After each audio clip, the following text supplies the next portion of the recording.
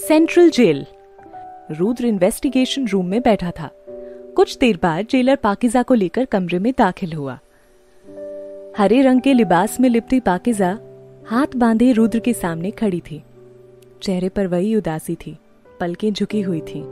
रुद्र ने सर से लेकर पांव तक पाकिजा को देखा और सोचने लगा, कौन कमबख्त कहता है खूबसूरती लिबास में कैद नहीं होती। रुद्र, तुम्हारे पास सिर्फ 30 मिनट हैं। मुजरिमों का इस तरह मिलना जेल के खिलाफ है, लेकिन आपके नेक इरादे को देखते हुए अपने रिस्क पर यह कर रहा हूं, जेलर ने कहा। डोंट वरी जेलर, आप पर कोई प्रॉब्लम नहीं आएगी, रुद्र ने सहजता से कहा। पाकिजा को वहां छोड़कर जेलर वहां से चला गया। रुद्र ने पाकिजा से बैठने को कहा। पाकिजा टेबल की दूसरी तरफ रुद्र के बिल्कुल सामने आकर बैठ गई। रुद्र, ये जेलर महेश ने तुम्हें बताया होगा मैंने तुम्हें यहां क्यों बुलाया है? पाकिजा, जी नहीं, मैं आपसे सुनना चाहूंगी। एक मुजरिम से भला आपको क्या काम पड़ गया? रुद्र मुस्कुराया और कहा, तुमसे घुमा फिराकर बात करना आग में हाथ डालने जैसा है। खैर, मैंने तुम्हारे केस की फाइल पढ़ी, बहुत कुछ लिखा था उसमें, लेकिन न जाने क्यों वो फाइल पढ़कर मुझे लगा कि तुम्हारे साथ कहीं ना कहीं नाइंसाफी हुई है। तुम बेगुनाह हो। जिस गुनाह की सजा तुम काट रही हो वो तुमने किया ही नहीं है। सच क्या है मैं तुम्हारे मुंह से सुनना चाहता हूं। पाकिजा, सच आपके सामने है सर। मुझे अपने किए की सजा मिल चुकी है और वैसे भी 1 साल पहले वो फाइल बंद हो चुकी है। रुद्र, मैं तुम्हारी फाइल रीओपन करना चाहता हूं पाकिजा। कानून से अनजाने में जो गलती हुई है उस गलती का एहसास दिलाना चाहता हूं, और ये सब करने के लिए मुझे तुम्हारे साथ की जरूरत है पाकिजा। जब तक मैं तुम्हारी कहानी ना जान लूं मैं कुछ नहीं कर सकता। पाकिजा, मेरी कहानी जानकर क्या करेंगे आप? रुद्र, तुम्हें कानून से इंसाफ दिलवाऊंगा। पाकिजा मुस्कुराने लगी। उसकी मुस्कुराहट में दर्द झलक रहा था, अतीत का दर्द। उसने एक नजर रुद्र को देखा और फिर दूसरी तरफ देखकर कहने लगी, किस कानून की बात कर रहे हैं सर आप? वो कानून जो आजकल चंद रुपयों में खरीदा और बेचा जा सकता है, या वो कानून जिसके सामने सिर्फ गरीब की कोई औकात नहीं होती, या फिर वो कानून जो गुनहगार की औकात देखकर उसके गुनाह का फैसला करता है? छोड़िए सर, आपके इस कानून से मुझे कोई उम्मीद नहीं है। पाकिजा की आवाज में मौजूद दर्द रुद्र साफ महसूस कर सकता था। कुछ देर खामोश रहने के बाद रुद्र ने कहा, कानून सबके लिए बराबर का अधिकार देता है। मैं तुम्हें इंसाफ दिलाऊंगा, कानून पर विश्वास दिलाऊंगा। पाकिजा, ना मुझे आपके कानून पर भरोसा है, ना ही कानून की बातों पर। रुद्र, और मुझ पर? रुद्र ने पाकिजा की आंखों में देखते हुए पूछा। पाकिजा, आप भी तो उसी कानून का हिस्सा हैं। मेरी मदद करने के पीछे आपका भी तो कोई ना कोई मकसद जरूर होगा। रुद्र, बिल्कुल है। मेरा मकसद तुम्हें इन 4 दीवारों से बाहर निकालना है। मैं तुम्हें ये पल पल मरता नहीं देख सकता। पाकिजा, मरने के लिए मेरे पास कई वजह हैं, लेकिन जीने की कोई वजह नहीं है। रुद्र, यहां से बाहर निकलने के बाद जीने की वजह भी मिल जाएगी।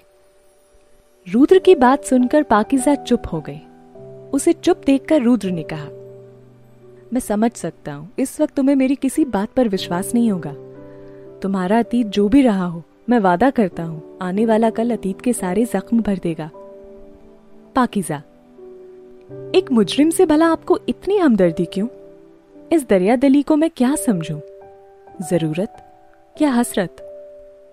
रुद्र, ना मुझे तुम्हारी हसरत है ना ही जरूरत। पाकिजा, पर मेरे पास आपको देने के लिए कुछ भी नहीं है सिवाय इस बेजान जिस्म के। पाकिजा ने रुद्र को अजीब सी नजरों से घूरते हुए कहा। रुद्र, पाकिजा ऐसी बातें मत करो प्लीज। पाकिजा, आप तो शर्मिंदा हो गए। माफ कीजिएगा, पर यहां मदद के नाम पर एक औरत से यही उम्मीद रखते हैं। मेरा ये रूप, ये जिस्म, यही मेरा सबसे बड़ा दुश्मन बन गया, और इसी रूप ने मुझे इन 4 दीवारों के बीच लाकर खड़ा कर दिया, मुजरिम बना दिया मुझे। रुद्र, खुद को बार बार मुजरिम कहना बंद करो पाकिजा। आखिर कानून से इतनी नफरत क्यों है तुम्हें? पाकिजा, आप सच में जानना चाहते हैं ऐसा क्यों है? तो सुनिए, एक वक्त था जब आपके इस कानून ने मुझे कटघरे में लाकर खड़ा कर दिया। वो कानून ही था जिसने सबके सामने अपने बयानों से मुझे नंगा कर दिया। वो कानून ही था जिसके सामने मैं इंसाफ की भीख मांगती रही, लेकिन किसी ने मेरी एक ना सुनी। अजी छोड़िए, जिस कानून के बल पर आप इतना दम भर रहे हैं, वो कानून चंद कागज के टुकड़ों में बिकता नजर आता है। पाकीज़ा की बात सुनकर रुद्र एक बार फिर निशब्द हो गया। कुछ देर दोनों के बीच खामोशी रही और फिर पाकीज़ा ने उठते हुए कहा, मुझे अब चलना चाहिए सर, मेरी नमाज का वक्त हो गया है। पाकीज़ा बिना रुद्र के जवाब का इंतजार किए वहां से आगे बढ़ गई। जैसे ही वो दरवाजे पर पहुंची, रुद्र ने कहा, पाकीज़ा। पाकीज़ा पलटी। खिड़की से आती धूप की हल्की किरणें सीधा उसके मुंह पर आकर गिर रही थीं। उसका गोरा रंग दूध की तरह चमक रहा था। सच कहा था पाकीज़ा ने कि उसका रूप ही उसका दुश्मन है। इस वक्त वो बला की खूबसूरत लग रही थी। रुद्र भी एक पल के लिए उसके चेहरे में खोकर रह गया। रुद्र को चुप देखकर पाकीज़ा ने कहा, आप कुछ कहना चाहते हैं? रुद्र, क्या तुम खुदा को मानती हो? पाकीज़ा, मानती हूं। रुद्र, मैं उस खुदा की कसम खाकर कहता हूं, तुम्हें इंसाफ दिलाना ही अब मेरी जिंदगी का मकसद होगा। पाकीज़ा रुद्र के चेहरे की तरफ देखने लगी। उन आंखों में एक अपनापन नजर आ रहा था। पाकीज़ा ने कुछ नहीं कहा और वहां से चली गई। यहां बस इतना ही। इस कहानी का अगला एपिसोड यहीं पर। दोस्तों, ये कहानी काफी बड़ी और इंटरेस्टिंग है, इसीलिए इसके सारे एपिसोड हमने पॉकेट एफएम ऐप पर अपलोड कर दिए हैं। पूरी कहानी पॉकेट एफएम डाउनलोड करके आप सुन सकते हैं, कहीं भी कभी भी। जल्दी से डाउनलोड कीजिए ऐप और जानिए आगे की कहानी। लिंक डिस्क्रिप्शन में है।